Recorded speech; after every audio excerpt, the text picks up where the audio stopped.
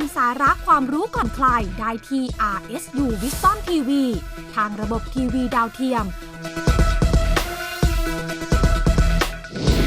หรือผ่านแอปพลิเคชัน RSU Wisdom TV ดาวน์โหลดแอปพลิเคชันได้ที่ Google Play และ App Store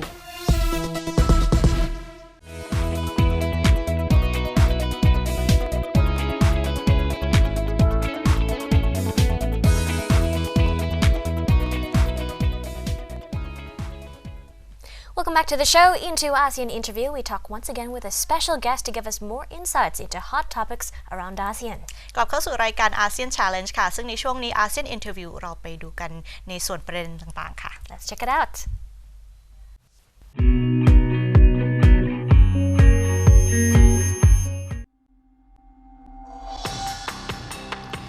U.S. President Barack Obama is expected to meet with Philippine President Rodrigo Duterte on September 6th and plans to touch on human rights as well as security concerns, the White House said on Monday, August 29th. Yeah, so on your second question, we absolutely expect that the President will raise concerns about some of the recent statements from the President of the Philippines. We regularly meet with the leaders of our treaty allies where we have differences, whether it relates to human rights practices or derogatory comments. We take the opportunity of those meetings to raise those issues directly. I think at the same time, of course, we have a very sensitive security environment in the region right now, and in the aftermath of the arbitration ruling, it's essential that just as we will be talking to China about matters related to the South China Sea, that we're also talking to ASEAN countries and treaty allies like the Philippines as well. So I think the discussion will encompass both concerns about statements that have been made by the President of the Philippines and our commitment to supporting human rights and all efforts that are undertaken bilaterally. And also, again, discussing the regional picture, particularly, I think, with a focus on the maritime issues. Rhodes said, however, that there were important security issues to cover as well, particularly tensions over navigation in the South China Sea. China has been incensed by a ruling against its claim in the South China Sea by an international court, a case initiated by Manila. The meeting between Obama and Duterte is expected to take place in Laos, where the two leaders will be attending a summit of leaders from the Pacific Rim nations. The White House says it could still win congressional approval of the Trans-Pacific Partnership Trade Pact before Obama leaves office. The White House said on Monday, August 29th, it could still win congressional approval of the Trans-Pacific Partnership Trade Pact before U.S. President Barack Obama leaves office, and warned that failing to do so undermined American leadership in the region. I think you'll hear the President give a forceful case for TPP and why it is essential to American economic and security interests for Congress to move forward with approval of TPP.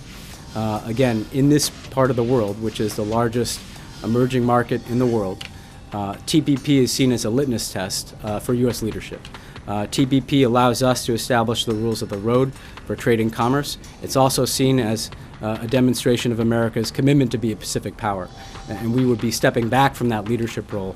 We would be ceding the region to countries like China who do not set the same types of high standards for trade agreements were we to not follow through with TPP. So at each of his stops, including in this speech, I think you'll see the President make the case for TPP. Obama has made the 12-nation free trade deal the centerpiece of a diplomatic pivot to Asia, but the prospects for congressional approval have looked increasingly dim, with both major presidential candidates, Democrat Hillary Clinton and Republican Donald Trump, standing opposed. In addition to the summit, top of mind for many of the countries sitting there will be TPP, which we see as essential to both our economic opportunity in our country, but also to our national security priorities.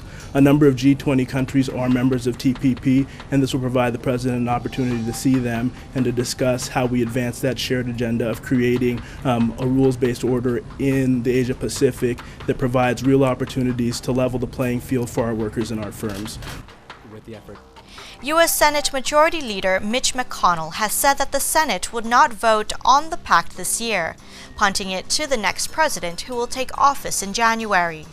Obama is expected to outline the case for ratification of the TPP during a speech in Laos on September 6th.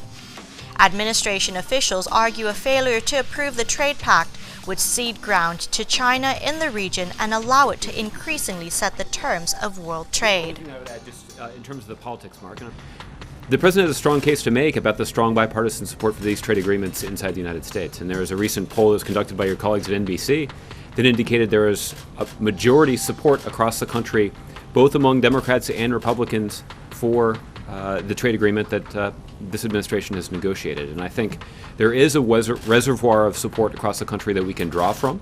But there has long been historic opposition to these kinds of trade agreements, certainly within the Democratic Party, but among some elements of the Republican Party too.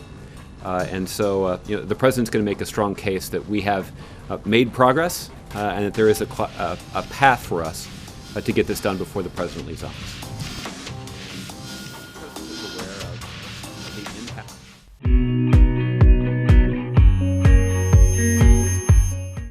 Thank you very much for the interview, and that wraps up ASEAN Challenge this week. Thanks for tuning in once again, and we'll see you again very soon next week. สวัสดีค่ะ สวัสดีค่ะ